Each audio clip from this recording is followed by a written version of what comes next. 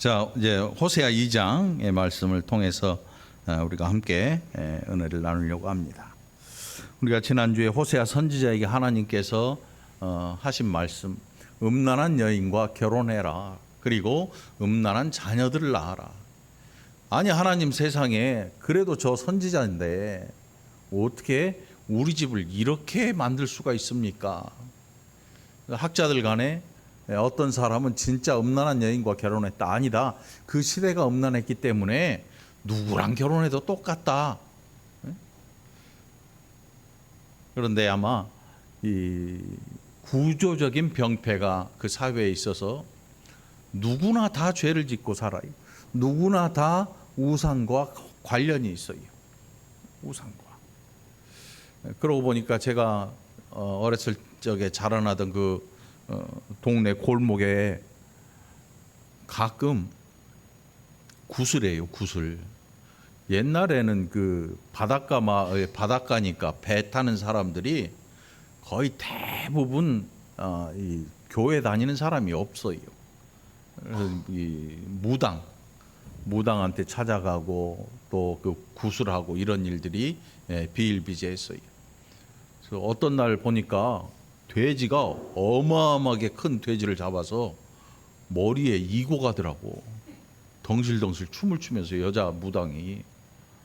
그 얼마나 무거워요. 거의 100kg에 가까운데 그걸 메고 춤을 추면서 어떤 집으로 들어가야 돼. 우리 앞집에 옆집인가 아무튼 그걸 들어가서 제가 어렸을 적에 가봤더니 돼지를 배를 갈라가지고 내장을 싹 꺼내고 거기서 분해를 시키더라고. 그 동네에 다 돌려. 근데 우리 집은 돼지고기를 그때까지 입도 안 대봤어요. 제가 돼지고기 처음 먹은 게 군대 가서 너무 배가 고파가지고 국물하고 기름 동동 떠 있는 그 국물을 먹었는데 와, 세상에 이렇게 맛있는 게 없더라고. 군대 가서 그때 처음 돼지고기를 먹어봤어요. 그 전에는 돼지고기는 못 먹는 건 줄 알고 살았어요. 그렇다고 제가 왕자냐? 아니야. 그냥 안 먹여서 우리 어머니가 또 싫어하시니까 안 먹고 살았대. 그때 그 돼지를 잡는 걸 보고 아마 머릿속에 트라우마가 생겼는지 먹기도 싫더라고. 근데 그 동네 사람들이 다 그 고기를 먹어. 고기를 먹어. 그게 이 무당이 잡아와서 신한테 드린 거잖아. 귀신한테. 그 집이 어선을 갖고 있는 집이었는데 아마 그런 일 때문에 뭔가 좀 태풍도 피해가고 뭐도 피해가고 이런 것 때문에 아마 구슬을 했던 것 같아요. 주변에 있던 동네 사람들이 다 그 고기를 먹는데 우리는 안 먹었지. 안 먹으니까 먹으면 큰일 나는 줄 알고 그 돼지고기 자체를 먹지를 않았으니까. 아무튼 온 동네가 그 고기를 다 먹어요. 생각해 보세요. 호세아 시대에 우상 앞에 드려진 이 재물들이 있어요. 그 재물들이 누가 먹겠어요? 다 동네 사람들이 먹지요. 또 옆집에도 나눠주고.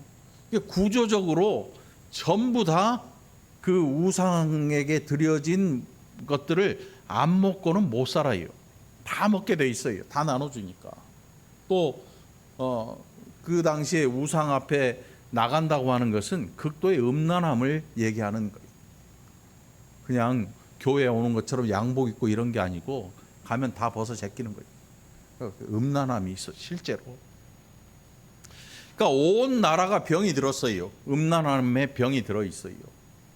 요즘 어때요, 여러분? 요즘도 마찬가지예요. 요즘도 마찬가지예요. 요즘의 음란함은 눈만 돌리면 수두룩해요. 수두룩해요. 수두룩해. 옛날보다 더하면 돼 있지 덜하지 않죠. 매체나 이런 것들 켜면 수두룩하게 떠오르는 게 그런 음란함이니까 요즘도 호세아 시대에 버금가요. 아마 그 시대보다 더하면 더했지 덜하는 시대가 아닐 거예요. 그리고 더 중요한 거는 구조적으로 병들었다고 하는 건 뭐냐면 죄라는 걸 아는데 아무도 죄로 인정을 안 하는 거예요. 호세아 시대에 우상을 섬기는 게 그냥 일상의 일이에요. 일상의 일. 그러니까 모든 사람들이 우상에 빠져 있어요. 그럼 호세아 선지자는 뭐냐? 그는 선지자로 부르심을 받고 하나님의 말씀을 증거해야 되는데 이게 도대체 심란한 거라. 예를 들어서 저기 사창가에 가서 요즘 뭐 사창가가 없어서 다 뭐 이런 오피스텔로 다 스며들었다고 해요. 사창가에 가서 복음을 전하는 것 같아요. 다 비웃지요. 절에 가서 복음을 전하는 거하고 똑같아요. 다 비웃어요. 아무도 안 듣지요. 그러니까 호세아 선지자 시대에 이스라엘이 이제 멸망을 코앞에 두고 있는데 아무도 알지 못해요. 아무도 망할 거라고 생각 자체도 안 해요. 생각 자체도 안 해요. 그 시대에 하나님의 말씀을 전한다고 하는 게 그게 쉬운 일이 아닐 거라는 거지요. 구조적으로 다 병이 들었어요. 건축물이 있는데 전부 부실해서 이 집이 폭삭 무너지게 생긴 거예요. 그런데 아무도 이 집이 무너질 거란 생각은 일도 안 하고 사는 거지요. 그 시대예요. 그래서 하나님께서 호세아 선지자에게 음란한 여인과 결혼하라 했을 때 선지자가 그 말에 순종을 합니다. 그리고 실제로 고멜이라는 여인과 결혼하고 아이를 낳아요. 이스르엘, 로암미, 로루하마라는 말도 안 되는 이름을 하나님께서 지으라고 하시고 선지자가 순종을 합니다. 그리고 그 일 이후에 하나님께서 말씀하시는 오늘 본문의 내용이 등장을 하지요. 특별히 1장 10절에서 보니까 하나님께서 이스라엘 백성의 멸망만 얘기하신 게 아니고 이 백성이 얼마나 음란한지를 이 선지자의 가정을 통해서 보여주시면서 회복에 대한 말씀을 하셔요. 그러니까 구약의 내용들을 보면 선지자를 통해서 하나님께서 무서운 징계와 무서운 결말을 보여주시는데 그 나중에 반드시 회복의 말씀이 따라오는 걸 볼 수가 있어요. 그게 우리가 사는 길이었거든요. 우리가 사는 길. 너 그렇게 살면 망한다. 너 그렇게 살면 끝난다. 이랬는데 하나님께서 그 일 이후에 우리가 다 잃어버리고 우리가 다 포기하고 아무것도 없을 때, 더 이상 의지할 것이 없을 때 하나님께서 그리고 내가 회복하겠다. 이렇게 말씀하시는 거죠. 그게 오늘 이 본문의 내용이에요. 그 당시 사람들이 얼마나 음란했는지 2장 2절로부터 쭉 기록되고 있어요. 그래서 하나님께서 이스라엘을 아내로, 하나님 자신이 신랑, 남편으로 이렇게 관계를 이야기하면서 구약에서 이런 관계들이 꽤 나오죠. 하나님이 남편으로, 이스라엘이 혹은 유다가 신부로, 치장한 신부로 이렇게 나오는데 오늘 본문 속에 이스라엘이 음란한 아내로 나와요. 음란한 아내. 여러분 한번 생각해 보세요. 결혼을 했는데 여자가 가끔 집에 안 들어와. 남자도 가끔 안 들어오고 뭐 다른 사람 만나는 거지. 다른 사람 만나고. 사람이 기가 막히겠지요. 남자는 어떻게든 살아보려고 하는데 하나님께서 어떻게든 이 백성과 함께 하시려고 하는데 아내인 이 이스라엘이라는 이 아내는 나가서 다른 남자 아이를 배가지고 오는 거예요. 그리고 낳는 거예요. 그게 이 표현의 내용이에요. 나라와 하나님의 관계를 이렇게 이야기를 했지만 실제로 이스라엘은 이렇게 음란병에 걸려 있었어요. 이게 병이 아니죠. 음란한 우상을 섬기고 있었거든요.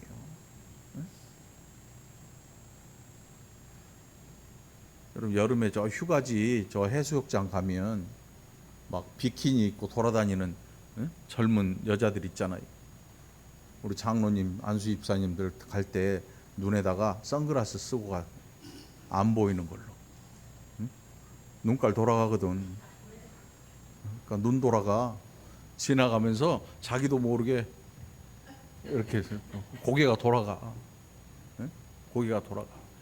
근데 그 정도가 아니었어요. 그 정도가 아니고 눈이 돌아가는 정도가 아니고 그 옆에 가서 서고 그 옆에 가서 실제로 음란한 행위를 하는 거예요. 그 당시에 이스라엘이 바로 그랬어요. 그러니까 머릿속의 생각 정도가 아니고 아예 실제로 그런 행위를 했던 백성이 이스라엘이라는 이 백성이었어요. 그러니 하나님의 진노가 임하실 수밖에 없지요. 너무나 오래 참으셨거든요. 너무 오래 참으셨어요.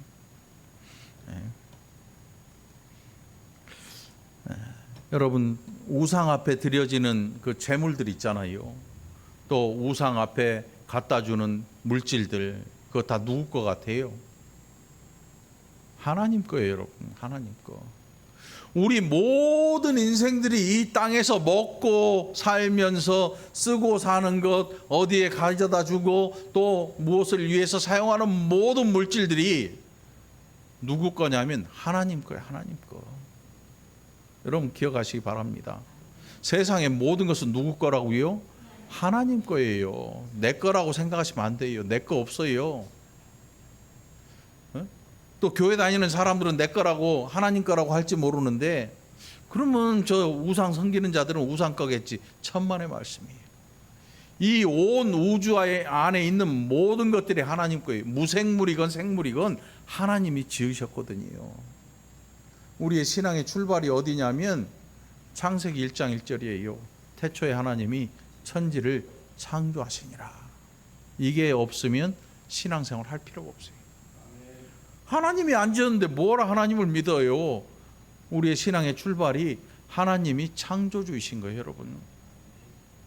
그래서 이 우주 안에 있는 모든 것들, 모든 영적인 존재들 하나님이 다 지으신 거예요.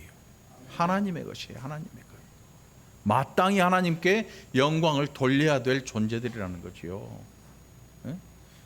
그래서 2장 8절에 보니까 곡식과 새 포도주와 기름은 내가 그에게 준 것이요 그들이 바알을 위하여 쓴 은과 금도 내가 그에게 더하여 준 것이오늘 그가 알지 못하도다. 마치 지가 잘나서 얻어서, 지가 잘나서 버는 것, 지가 잘나서 저한테 있는 것 원래 지 건 줄 알고 사는데 그렇지 않다는 거죠. 하나님께서 그거 다 내가 그에게 더해 준 것이다. 내가 그것을 다시 찾을 것이다.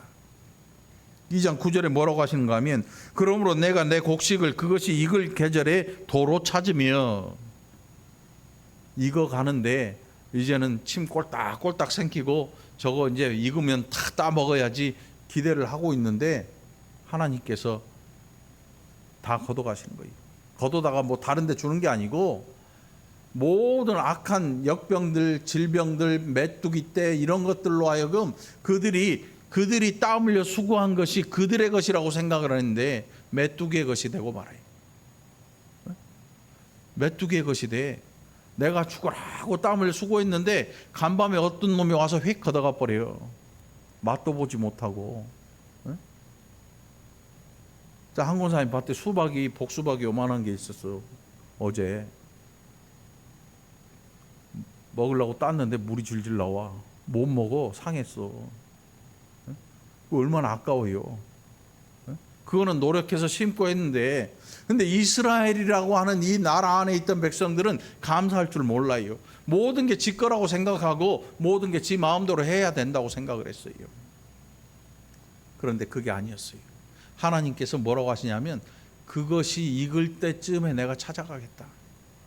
그게 하나님이 뭐 가져가신다는 뜻이 아니고 아무도 입도 대지 못하도록 하나님께서 징계하시겠다는 거예요. 자, 내가 내 새 포도주를 그것이 맛들 시기에 도로 찾으며 또 그들의 벌거벗은 몸을 가릴 내 양털과 내 삼을 빼앗으리라. 옷을 짓는 재료인데 그것이 아무것도 그들의 손에 들어가지 않도록 하나님께서 징계하시겠다는 거예요. 이게 별거 아닌 것 같지만 무서운 거예요, 여러분. 죽어라고 일을 했는데, 그래서 회사를 이만큼 살려놨어요. 그런데 엉뚱한 놈이 휙 빼가지고 가버려요. 요즘 보니까 그런 일들이 있더라고, 진짜로. 얼마 전에 그 임플란트 회사 하나, 어떤 회사 직원 한 명이 돈 쏙 빼가지고 지 건물 사고 하다가 걸렸잖아요. 요즘 보니까 주식 상폐됐더만. 주식을 하는 게 아니에요, 제가. 뉴스에 나와. 그 멀쩡한 회사가 망해요. 그렇게 망해버리더라고. 이게 자산 가치가 주식이 있는 거하고 없는 거하고는 하늘하고 땅 차이거든요. 자산의 가치가 엄청난 건데 그게 상폐돼 버렸어요. 망한 거예요.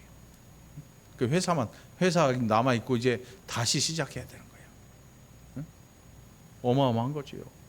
이게 기가 막힐 일이죠. 아무리 노력한다 해서 여러분 노력의 대가를 반드시 먹는다고 천만의 말씀이에요. 그래서 여러분 우리가 가장 하나님 앞에 간절히 기도해야 될 내용이 뭐냐면 하나님 신앙생활 평안히 하게 해주세요. 이거밖에 없어요. 환란이 언제 옵니까? 내가 노력한 것의 결실을 내가 가지지 못한 거예요. 죽어라고 몇 달 일했는데 월급 한 푼 못 받고 회사가 없어져 버리는 거예요. 여러분 생각해 봐요. 한 몇 달 일했는데 월급이 한 달, 두 달 밀리더니 한 6개월 지나서 회사가 없어져 버렸어요. 사장은 돈 싸들고 튀어버렸고 회사는 빚쟁이한테 다 넘어가 버리고 아무것도 내 손에 잡을 게 없는 거예요. 우리 고장로님, 박 권사님은 아마 당해봤으니까 알 거야. 죽어라고 그 다음에 사무실 청소해 줬는데 이제 돈 받을 때 가보니까 이사가 버렸어. 어디로 갔는지 찾을 수도 없어. 1,000만 원, 1,000만 원, 1,000만 원, 1,000만 원 작은 돈 아니잖아요. 엄청 큰 돈이에요. 응? 여러분 이런 일을 하나님께서 하시겠다는 거 이스라엘에게. 그동안 너희가 그것이 다 너희의 것이었고 너희가 땀 흘려 수고하면 다 너희의 입으로 들어갈 것 같았느냐? 그런데 아니다. 너희가 내 것이 아니면 너희의 것은 너희의 것이 아니다. 너희가 땀 흘려 수고하지만 너희가 너희 입속에 들어갈 거 아무것도 없다는 걸 알게 될 거다.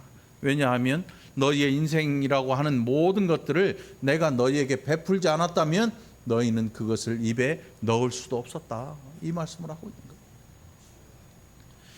이거는 비단 신앙생활을 하는 사람만 아니라 온 세상 사람들에게 하시는 말씀이에요. 세상의 모든 것이 너희 것이느냐? 아니다. 네 것이냐? 아니다. 내 것이다. 하나님의 것이다. 말씀하세요. 여러분 오늘 그래서 예수를 믿게 되면 물질관이 먼저 바뀌어야 돼요. 물질관이 바뀌는 거예요. 내 거라고 생각해 움켜쥐고 꽉꽉 묶었던 거 이제는 이게 하나님이 내게 맡겨두신 거구나. 언제든 찾아가실 수 있겠구나. 이 생각을 갖고 있어야 돼요. 이 생각 없으니까 망하면 죽어버리는 거야. 그냥 그것은 물질일 뿐 내 생명이 아니야. 그런데 어떤 사람은 생명같이 그것을 아껴서 목숨을 걸고 지키다가 자기 목숨을 스스로 해야 하는 사람들이 있어요. 그런데 물질은 우리의 생명과 비교할 수도 없는 거예요. 그리고 그것은 내 것이 아니라 하나님의 것이니까 언제든 그것을 하나님이 다시 찾아가실 수 있다는 생각을 늘 가지고 살아가야 돼요. 그러니까 우리가 그것을 자랑할 이유도 없죠. 왜? 내 거 아니니까. 자랑할 필요가 없는 거죠. 하나님께서 그렇게 말씀하셨어요. 그리고 11절에 보니까 내가 그의 모든 희락과 절기와 안식과 월삭과 안식일과 모든 명절을 폐하겠고. 아니 뭐 명절은 그래도 뭐 그럴 수도 있는데 안식일 신앙적으로 지키는 거 아니 이런 것까지 왜 폐하십니까? 하나님 좀 놔두세요. 좋지 않습니까? 얼마나 거룩해 보이고 얼마나 좋아 보입니까? 그런데 하나님 싫다는 거예요. 왜? 그들이 구조적으로 병들었고 모든 사회가 음란에 빠졌는데 그까짓 거 명절 안식일 이런 거 지키면 뭐합니까? 지키면 뭐예요? 아니 우리가 이렇게 예배 드리려고 다 모였는데 머릿속에 하나같이 생각하는 게 세상적인 일, 세상의 자랑 이런 것들에 막 몰두해가지고 하나님 앞에 구하는 것이 세상의 자랑이고 이생의 자랑인 것만 구한다면 그 안식일을 어디다 쓰며 그 신앙의 절기를 어디다 갖다 쓰겠습니까? 죄인 하나가 하나님 앞에 회개하고 돌아오는 자리가 돼야 되는데 나오는 모든 사람들이 죄인이었는데 더 죄를 짓자고 달려드는 거예요. 성전 제사가 왜 폐해졌어요? 그렇게 제사를 드렸기 때문에 하나님이 계시는지 안 계시는지 있는지 없는지 관심도 없는 사람들이 와서 피만 흘리고 돌아가는 거예요. 지 할 일만 하고 의무를 다했다. 나는 이 나라 사람이니까 그냥 의무 다했다. 그리고 가버리는 거예요. 하나님 찾지도 않고 관심도 없고 그저 세상 이생의 자랑이 그들의 자랑인 거예요. 모든 명절을 다 폐하시겠다 그래요. 그리고 이제 오늘 본문으로 들어갑니다. 자, 그렇게 자기들 마음대로 욕심껏 살아간 그 민족들을 징계하시는데 징계의 끝에 뭐가 있어요? 회복이 있어요. 회복이 있는데 그냥 사는 모습 그대로 회복시키시는 게 아니고 징계하시고 바꿔놓으셔야 하나님께서. 그러니까 그 매는 정말 아픔의 매가 되겠지요. 그냥 아픈 정도가 아니겠지요.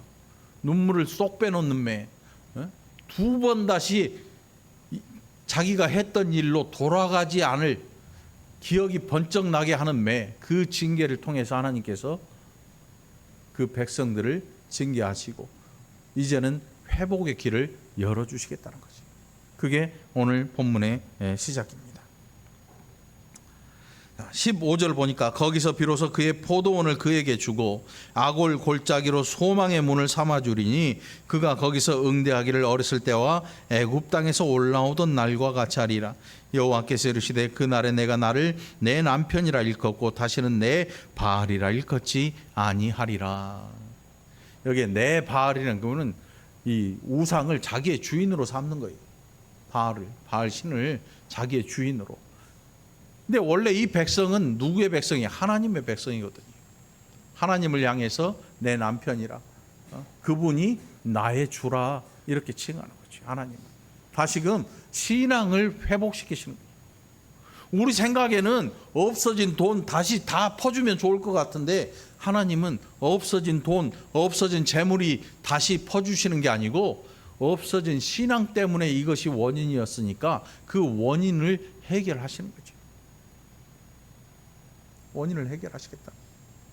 우리에게 가장 위험한 게 뭐냐면 신앙도 없는데 기도만 하면 신앙이 있다고 생각을 해버리는 거지. 하나님 이름 부르고 하나님 앞에 뭘 달라는지 알지도 못하면서 달라고 하는데 마치 신앙이 있는 것처럼 여겨버리는 거예요. 그러니 여러분 자신이 여러분을 돌아보지 않으면 어느 누구도 그걸 알 길이 없습니다. 여러분을 돌아보시기 바랍니다. 아골 골짜기, 괴로움의 골짜기 아닙니까? 이 골짜기가 소망이 되도록 하시겠다는 거예요. 아골 골짜기가 이제는 괴로움의 골짜기가 아니고 죽음의 골짜기가 아니고 하나님께서 소망을 주시는 소망의 골짜기가 되어서 그들을 회복시키시겠다. 소망의 문을 삼아주겠다. 여태껏 꺼려하고 가기도 싫었던 그 자리가 이제는 소망의 자리가 되는 거예요. 그 아골 골짜기가 누구였을까요? 우리 자신들이, 이스라엘 백성들이었어요.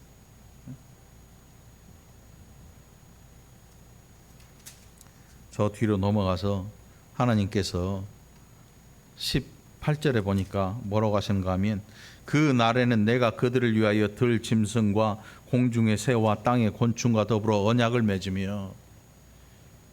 여러분 원래 언약이라는 건 누구와 맺는 거예요? 인격체와 인격체가 언약을 맺는 거예요. 네? 인격체와 인격체가. 여러분 동네 지나가는 말하고 약속합니까? 말한테 뭐라고 약속을 해요? 약속 못해요. 약속하지도 못하고 말도 알아듣지도 못해요. 소하고도 언약 안 해요. 인격체와 인격체가 언약을 하는데 왜 하나님께서 여기에 보면 이 생물들과 언약을 하시겠다는 거냐 하면 이 생물들이 하나님이 이 백성을 회복시키시는 그 날에는 이 곤충들이 이 보잘것없어 보이는 이것들이 더 이상 이 민족을 괴롭히지 못하도록 하나님께서 말씀으로 붙잡아 두시는 거예요. 지금도 지구상에 여러분 메뚜기 떼가 어마어마하다 그래요. 이게 한번 휩쓸고 지나가면 나무고 풀이고 남는 게 아무것도 없어요. 아예 초토화를 시켜버린 이 메뚜기 떼가 수억 마리가 지나가니까. 네? 여러분 밥 먹을 때 고기 좀 먹어보나 했더니 와서 짜증나게 하는 거 있지요. 어디서 왔는지 파리떼가 한 10마리 10마리 막 모여들어 시커매가지고 쫓아도 안 도망가. 목숨 걸고 그걸 빨아먹고 앉았어. 에? 얼마나 짜증나요. 그런데 생각을 해보세요.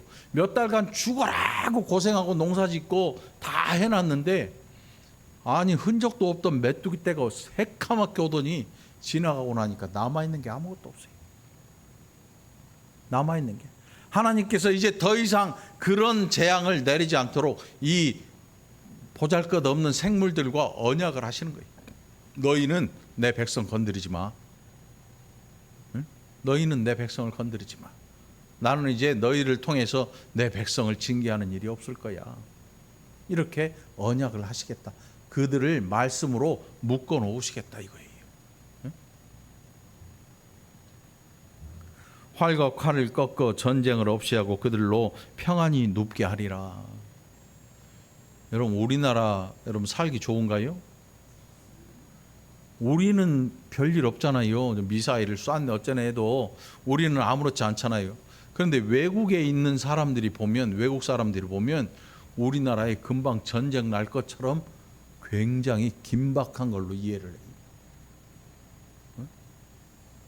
실제로 우리는 뭐 지난밤에 김정은이가 미사일을 쐈어요. 썩을 놈. 그러고 말잖아요. 어? 2방을 쐈습니다. 죽일 놈. 이러고 말잖아. 외국에서는요 아주 긴박한 전쟁이 바로 임박한 상태로 이해를 해요. 외국 사람들은. 그러니까 외국의 신문들은 그걸 아주 긴박하게 막 미사일 2대가 날아갔고 뭐 미국 어디서 국방부에서 이걸 뭐 파악하고 분석하고 어쩌고 저쩌고 하는데 정작 사는 사람들은 하던 일 계속하고 아 썩을 놈 또 쐈네 이러고 말어. 이러고 만다지.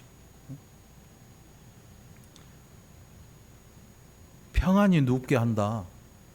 평안히 눕게 한다.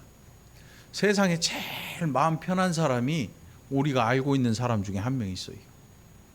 다윗이라는 사람인데 사울이 죽이려고 군사를 풀어서 끝없이 쫓아가요. 그런데 이 다윗이라는 사람이 어떻냐면 해 떨어지면 이제 잘 시간이 돌아오잖아. 바위 틈에서 자는데 시편에 뭐라고 하냐면 내가 바위 틈에서 자는데 머리만 대면 잡니다 이래요. 여러분 걱정 근심 많으면 베개가 아무리 좋은 메모리 폼이어도 잠 안 오지요. 메모리 폼에 머리를 뉘었는데 돌덩어리 벤 것처럼 뒷꼭지가 아프고 막 할 때는 여러분 벌떡 일어나서 억지로 잘 생각하지 말고 그냥 그대로 일어나서 납작 엎드려서 하나님 앞에 기도하시기 바라요. 기도하십시오. 하나님 내 머릿속에 생각 좀 정리해 주시오. 내 머릿속에 원한, 내 머릿속에 미움, 내 머릿속에 시기와 질투와 온갖 원망과 이런 것들이 가득 들어있는데 그리고 내 계획들 이것이 가득 차 있어서 나를 잠 못 들게 하는 이것들 내 머릿속에 오직 주만 계시고 다른 것들은 주인이 안 되게 하옵소서. 기도하시기 바랍니다. 다윗이라는 사람은 사울이 죽이려고 쫓아가는데 잠을 자요. 정작 힘센 사울은 잠을 못 자. 정신적으로 병이 들어있어요. 정신병이어서 그런다. 그게 아니에요. 심령에서 이게 올라와요. 어디로? 머리로. 왕권을 지키려고 하나님이 주셨는데 그 왕권 때문에 미쳐버린 거예요. 사울이 미쳐요. 왕권 지키려다가. 그게 하나님이 주시고 원래 지 것도 아닌데 지 것처럼 생각해서 지 것 만들려다가 미쳐 돌아가는 거예요. 사람이 그렇거든요. 돈 생기고 권력 생기면 이게 가만히 보니까 원래 내 것 같이 보여. 문제가 생긴 거예요. 겸손한 사람, 감사할 줄 아는 사람은 그저 감사할 따름이에요. 그저 감사할 따름이에요. 하나님 감사합니다. 이거밖에 없어요. 감사밖에는 드릴 게 없다고 고백하는데 이상한 사람들은 이게 지거란 생각이 들고 그때부터 병이 들기 시작해요. 손을 움켜잡고 안 놔. 끌어안고 안 놔. 미쳐버리는 거지. 주변 사람들이 다 원수로 보여요. 그러니까 사울이 미쳐 돌아가는 거예요. 다윗은 골리앗을 이기게 하신 분이 하나님인 줄 알아요. 그것은 자랑할 일이 아니고 감사할 일인 거지요. 우리는 인생을 살면서 이런 일들을 맞닥뜨릴 때가 참 많이 있을 겁니다. 누구라도 살다 보면 이런 일들이 우리 앞에 수두룩하게 나타납니다. 그런데 거의 대부분의 사람들이 어떠냐면 사울처럼 생각을 합니다. 그거를 움켜잡지 않으면 지나가 버릴 것 같아서 그것 때문에 그 자리를 떠나지도 못하고 모든 사람과 등을 돌리고 그것만 붙들면 살 거라는 생각을 해요. 그것 때문에 죽어요. 그것 때문에 죽어. 진짜 신앙인은 어떤 일을 만나든지 할렐루야 감사합니다. 그리고 이끌어가면 그냥 지나갑니다. 그 물질이 따라오든 그 건강이 따라오든 따라오지 않든 그게 중요한 게 아니고 그가 하나님 앞에 감사하는 일이 무엇이 있느냐, 이게 중요한 거예요. 그러니까 어떤 일 때문에 감사하고 어떤 걸 붙들고 막 끌어안고 사는 사람들에게 하나님 앞에 뭐가 감사한지 한번 적어보세요. 몇 가지 안 돼요. 돈 주신 거, 지금도 갖고 있는 거. 그런데 사실은 그게 하나님 거라는 생각은 일도 안 하고 살아요. 다 내 거다. 내 거다. 붙들자. 감추자. 묻어놓자. 응? 이게 그들의 사고방식이죠. 오늘 여러분 그 모든 곳에서 여러분 손을 내려놓으시기 바라요. 그리고 하나님 앞에 감사의 두 손을 드시기 바랍니다. 내가 내게 장가들어 영원히 살되 공의와 정의와 은총과 긍휼이 여김으로 내게 장가들며 진실함으로 내게 장가들리니 내가 여호와를 알리라. 여러분 가만히 보니까 이 남편 되는 신랑이 정말 기가 막히게 좋은 사람이야. 여자들한테 제일 좋은 남편감 누구겠어요? 현빈이 아니야. 에? 무슨 장동건이 아니야. 여자들한테 남편감으로 제일 좋은 사람은요, 자기 아내를 정말 사랑하는 남자가 제일 좋은 사람이에요. 여기 몇 명 있나 모르겠네. 응? 이 남편 보세요. 뭐라 그래요? 공의와 정의와 은총과 긍휼이 여김으로 내가 장가들. 앞에 있는 상대의 여인의 모든 것들을 다 끌어안아 주겠다는 거예요. 그걸 뭘로 알 수 있냐면 여기 긍휼이 여긴다. 긍휼이 여긴다. 응? 이 여자가 뭘 잘하는지 뭘 잘못하는지 난 밥도 못해요. 난 할 줄 아는 게 라면밖에 못 끓여요. 평생 라면만 먹겠습니다. 나랑 결혼해 주시오. 평생 라면 먹으면 죽어. 밥 말아 먹으면 살지. 응? 그거는 한때 그럴 수는 있어. 한때 콩깍지 껴가지고 이 여자 아니면 죽네 사네 하다가 결혼할 수도 있어. 그런데 진짜 중요한 거는 끝까지 같은 마음으로 하나님이 이 백성을 사랑하시는 거예요. 그 표현이 뭐냐면 긍휼히 여기시겠다는 거죠. 하나님이 우리를 사랑하시는데 우리가 돈을 많이 벌고 막 몸짱에다가 공부도 잘하고 세상 권세도 있어. 그래서 하나님이 우리를 사랑하신다면 그 하나님 믿을 필요 없어요, 여러분. 하나님이 왜 우리의 아버지 되시고 하나님이 왜 우리에게 참된 신이신가 우리를 다 알고 계시는데 그럼에도 불구하고 사랑해 주시는 거예요.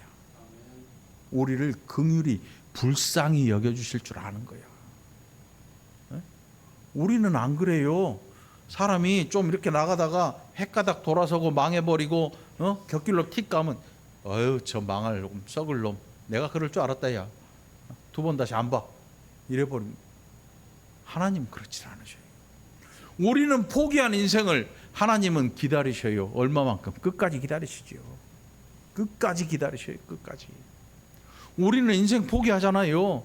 자기 목숨도 포기하는데 다른 사람 인생이야 그것쯤이 아무것도 아니라. 그런데 하나님은 그렇게 하지 않으세요. 악한 자라도 하나님 버린 적이 없어요. 하나님이 구원코자 택한 백성, 그 백성을 결단코 버리지 않으셔요. 그게 긍휼히 여긴다는 표현이거든요. 그러니까 이 아내가, 호세아의 아내 고멜이 나가서 무슨 짓을 해도 호세아 선지자가 그걸 돈을 값을 지불하고라도 다시 찾아와요. 뱃속에 남의 자식이 있는데도 그거 알면서도 다시 찾아와요. 이게 무슨 뜻이냐면 호세아가 사람이 좋고 마음이 좋아서 바보여서 그런 게 아니고 하나님께서 그 가정을 통해서 내가 이스라엘을 어떻게 사랑하는지를 보여주시는 거예요. 보여주시는 거예요. 그러니 선지자도 사람인데 얼마나 마음이 아프고 답답했겠냐고. 그럼에도 불구하고 순종해요. 그걸 통해서 보여주시는 거예요. 오늘 이 시대의 그리스도인들의 가정이 여러분 막 승승장구합니까? 그렇지 않아요. 신앙 때문에 여러 가지 손해보고요. 원수들이 자꾸 넘어지게 하는 것들이 신앙인들의 가정이에요. 그런데 어떤 사람은 가정이 어려워지면 부끄러워서 도망가 버려요. 창피해하고 내가 이래가지고 어떻게. 천만의 말씀이에요. 하나님이 끝까지 긍휼히 여기셔요. 불쌍히 여기십니다. 그리고 건져내십니다. 여호와께서 이르시되 그날에 내가 응답하리라. 난 하늘에 응답하고 하늘은 땅에 응답하고 땅은 곡식과 포도주와 기름에 응답하고 또 이것들은 이스라엘에 응답하리라. 이스라엘이란 말이 자주 나오잖아요. 이게 왜 그러냐면 옛날 아합 왕 때 나봇이라는 사람이 있었어요. 그 나봇이라고 하는 포도원이 정말 멋지게 생겼나 봐. 남진의 노래 있잖아. 저 푸른 초원 위에 뭐예요? 그림 같은 집을 짓고 한 그런 포도원이 나봇의 포도원이었나 봐. 아합이 보더니 한눈에 뿅 가버렸어요. 경관도 좋고 그 포도들이 얼마나 멋지게 잘 열렸는지 나봇한테 야 이거 나한테 팔아라. 나봇이라는 사람이 싫어요. 이거 내 기업이라 팔 수가 없습니다. 이거는 파는 게 아닙니다. 끙끙대면서 마누라 이세벨한테 왕비한테 가가지고 야 내가 저 나봇이라는 사람 그 가꾸는 포도원을 가봤는데 너무나 기가 막히더라. 나 그거 갖고 싶은데 안 판대. 이걸 어쩌면 좋냐 그랬더니 이세벨이 조금만 기다리셔요. 그러더니 거짓 증인 2명을 세워가지고 종교 재판을 열어요. 그러면서 하는 말이 저가 하나님을 모독했다. 신성 모독이다. 죄를 걸어가지고 돌에 맞아 죽게 해버려요. 그리고 그 포도원을 빼앗아요. 그 빼앗은 나봇의 피를 흘린 자리가 이스라엘 이 골짜기였거든요. 그 피가 나중에 아합 왕가의 멸망을 예고해요. 나중에 예후라는 사람이 이세벨까지 다 잡아 죽여요. 아주 비참한 최후를 맞이하지요. 그렇다고 해서 예후가 하나님의 칭찬을 듣느냐? 아합 왕하고 똑같은 길을 갔다가 집권 6개월 만에 망해서 죽고 말아요. 암살당해요. 쿠데타로 죽고 말아요. 그게 이스라엘 골짜기. 그러니 누가 봐도 이게 무서운 동네야. 이름은 참 좋아. 하나님이 씨를 뿌리셨다. 이런 뜻이에요. L자가 들어가면 하나님의 이름이거든요. 하나님이 씨를 뿌리신 것. 그런데 그게 실제로는 어떤 게 됐냐면 너희가 죄를 뿌려서 죄를 거두는 곳이 돼버려요. 무서운 장소잖아요.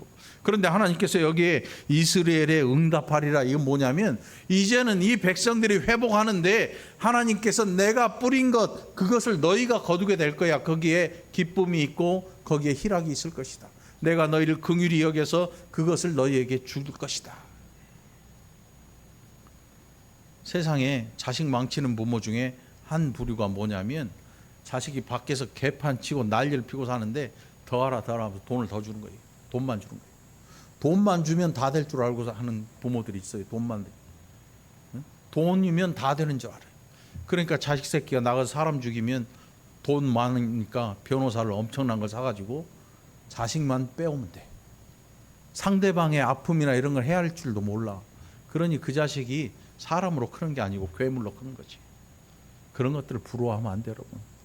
돈 많은 거 부러워하지 말고 사람다운 걸 부러워해야 돼. 적어도 그리스도인들하면 우리가 사람다운 것을 바라야 돼. 사람답게 사는 사람을 존경할 줄 알아야 돼. 사람답게 사는 사람을 우리가 부러워해야 돼. 근데 우리는 그렇지 않아.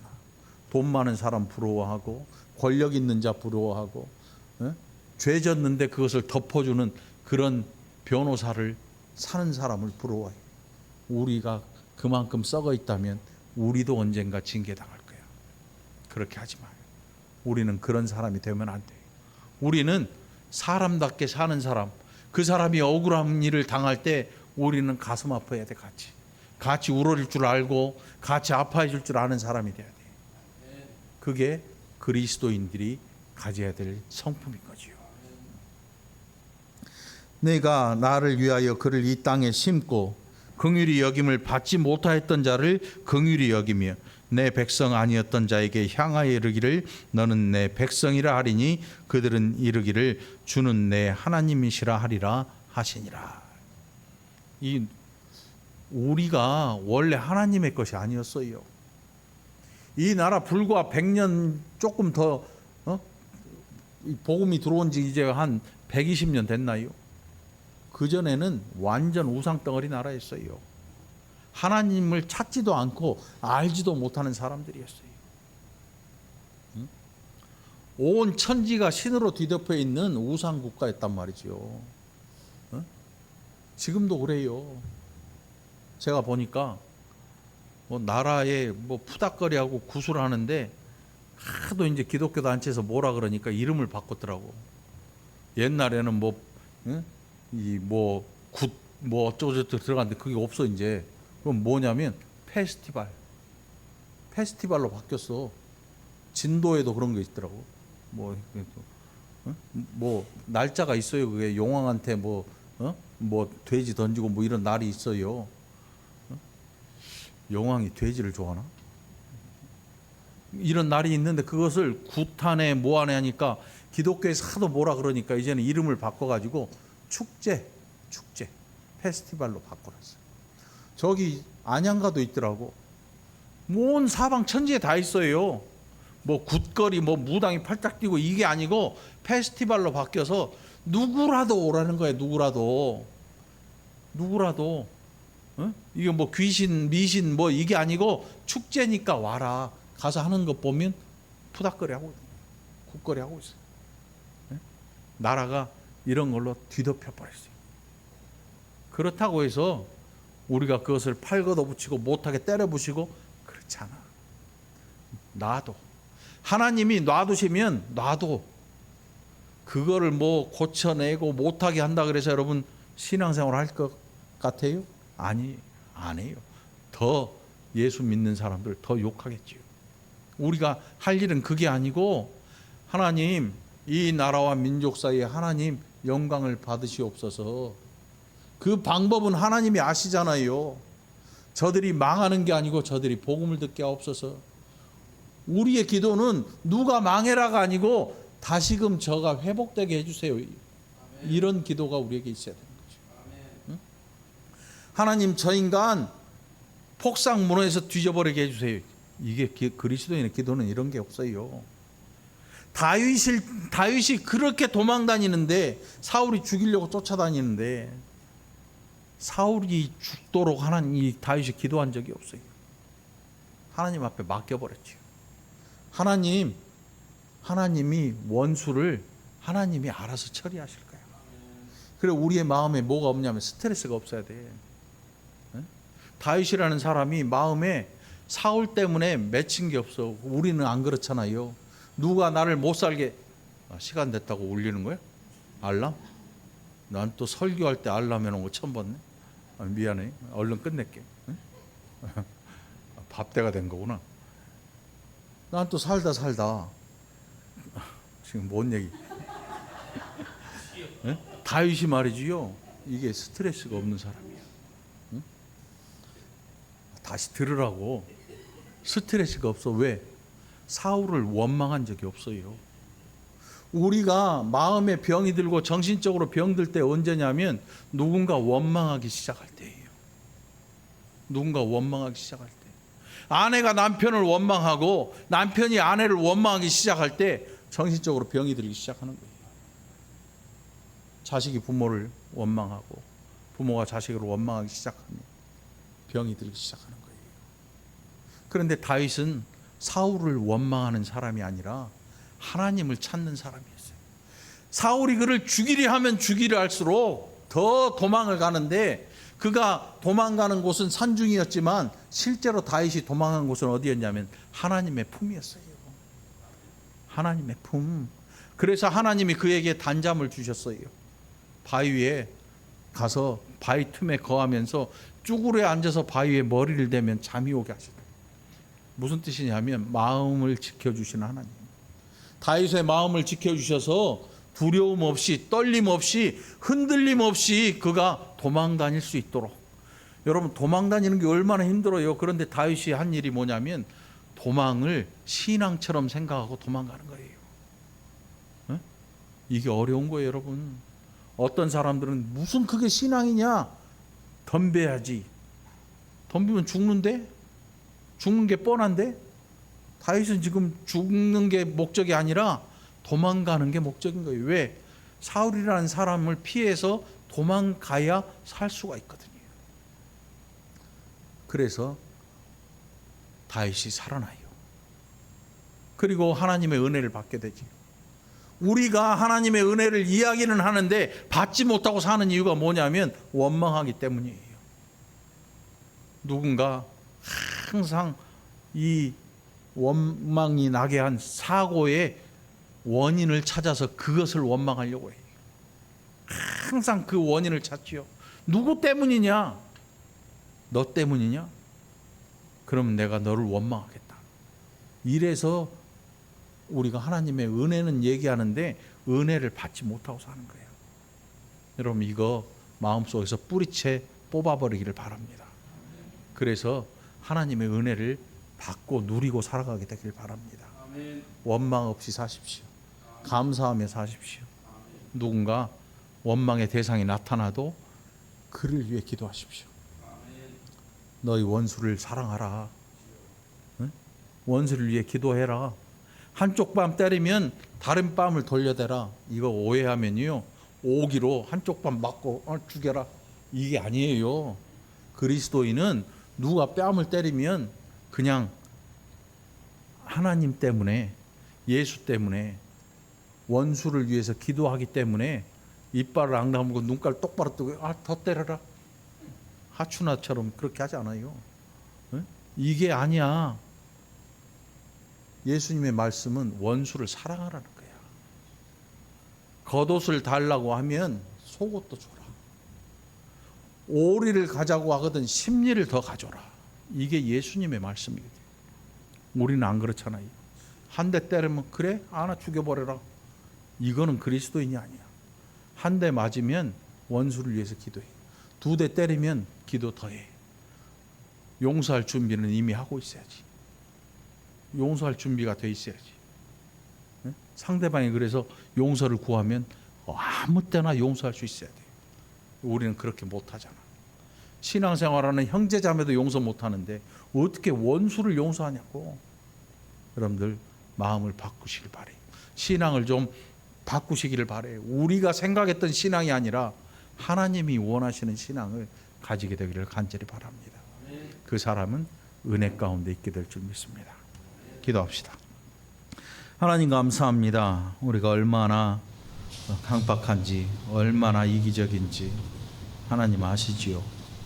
이런 우리를 변화시키셔서 또 끝까지 긍휼히 여기시고 또 끝까지 기다려 주시니 감사합니다. 이제 우리가 한 사람 한 사람 변화되어서 하나님 앞에 기쁨 드리는 자들이 되게 하여 주옵소서. 감사드렸고 예수님 이름으로 간절히 기도합나이다. 아멘.